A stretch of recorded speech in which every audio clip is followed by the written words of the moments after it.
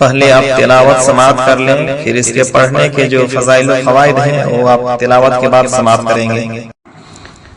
सूरे मुहम्मद मदनियतुन, पारा 26, रुकू 5। अऊज़ु बिल्लाहि मिनश शैतानिर रजीम, बिस्मिल्लाहिर रहमानिर रहीम। الذين كفروا وصدوا عن سبيل الله أضل أعمالهم والذين آمنوا وعملوا الصالحات وآمنوا بما نزل على محمد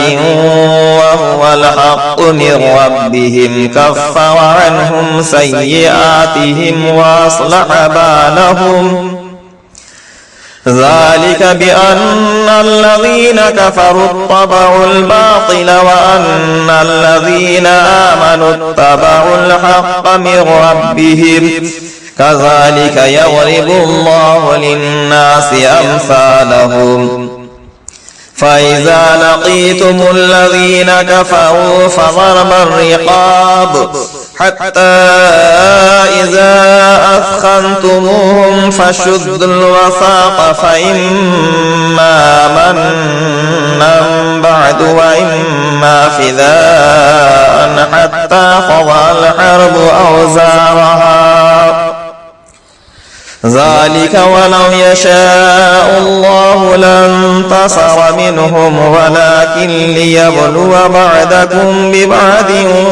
والذين قتلوا في سبيل الله فلن يضل أعمالهم سيهديهم ويصلح بالهم ويدخلهم الجنة عرفها لهم يا أيها الذين آمنوا إن تنصروا الله ينصركم ويثبت أقدامكم والذين كفروا فتعسا لهم وأضل أعمالهم ذلك بأنهم كرهوا ما أنزل الله فأحبط أعمالهم أفلم يسيروا في الأرض فينظروا كيف كان عاقبة الذين من قبلهم دمر الله عليهم وللكافرين أمثالها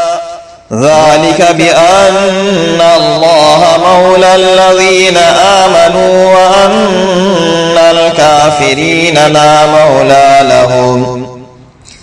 إن الله يدخل الذين آمنوا وعملوا الصالحات جنات تجري من تحتها الأنهار والذين كفروا يتمتعون ويأكلون كما تأكل الأنعام والنار مثوى لهم وكأي من قرية هي أشد قوة من قريتك التي أخرجتك أهلكناهم فلا ناصر لهم أفمن كان على بينة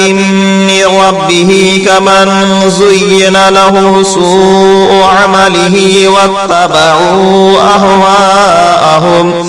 مثل الجنة التي وعد المتقون فيها أنهار من ماء غير آسن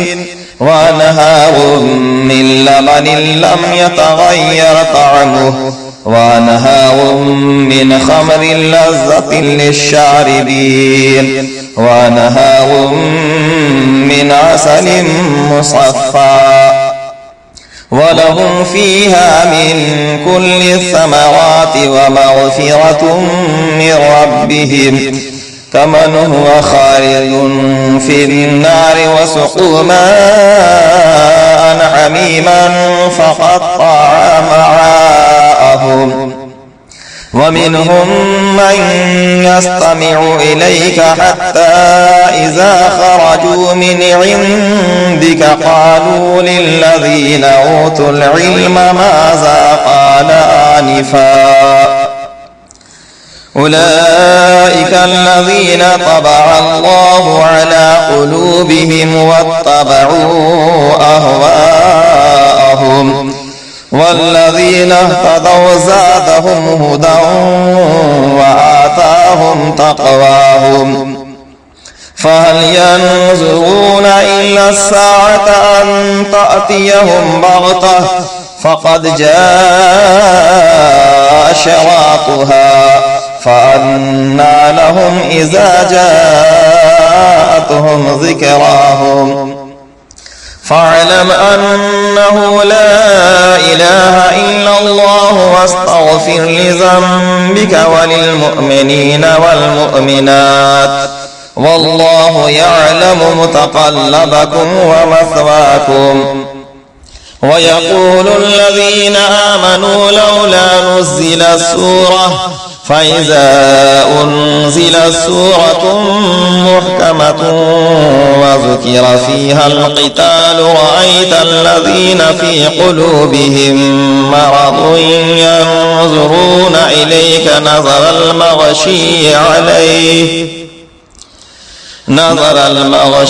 عليه من الموت فأولى لهم طاعة وقول معروف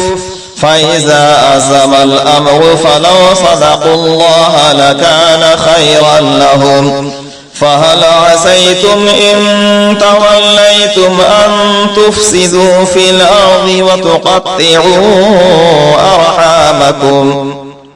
أولئك الذين لعنهم الله فأصمهم وأعمى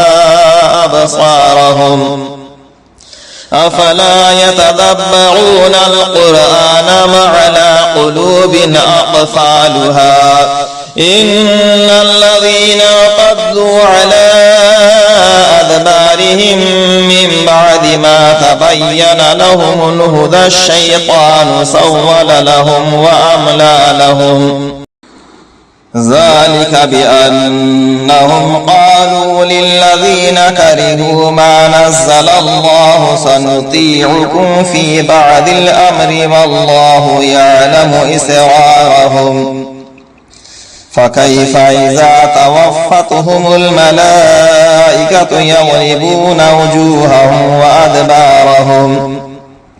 ذلك بأنهم اتبعوا ما أسخط الله وكرهوا رضوانه فأحبط أعمالهم أم حسب الذين في قلوبهم مرض أن لن يخرج الله أضغانهم ولو نشاء لأريناكهم فلعرفتهم بسيماهم ولتعرفنهم في لحن القول والله يعلم أعمالكم ولنبلونكم حتى نعلم المجاهدين منكم والصابرين ونبلو أخباركم إن الذين كفروا وصدوا عن سبيل الله وشاقوا الرسول من بعد ما تبين لهم الهدى لن يضروا الله شيئا وسيهبط أعمالهم يا أيها الذين آمنوا أطيعوا الله وأطيعوا الرسول ولا تبطلوا أعمالكم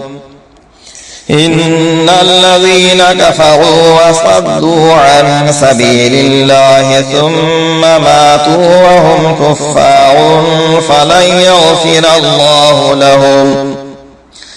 فلا تهنوا وتدعوا إلى السلم وأنتم الأعلون والله معكم ولن يتركم أعمالكم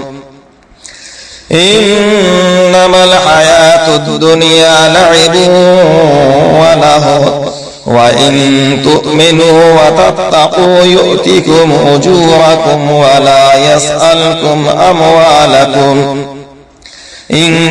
يسألكموها فيحفكم تبخلوا ويخرج أضغانكم ها تدعون لتنفقوا في سبيل الله فمنكم من يبخل ومن يبخل فإنما يبخل عن نفسه والله الغني وأنتم الفقراء وإن تتولوا يستبدل قوما غيركم ثم لا يكونوا أمثالكم। फ़ज़ाइल व फ़वाइद सूरह मोहम्मद।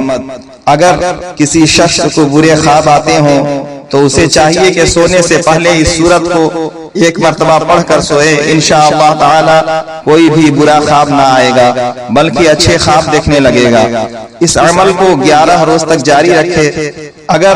किसी औरत के घर बच्चा पैदा हुआ हो और उसे दूध ना आता हो तो इस सूरत का नक्श तावीज बनाकर उसके गले में डाल दें। इंशाअल्लाह ताला बच्चे के पीने के लिए खूब दूध आने लगेगा। गर्ज के इस सूरत को रोजाना पढ़ना दीन और दुनिया की सआदत मंदी है।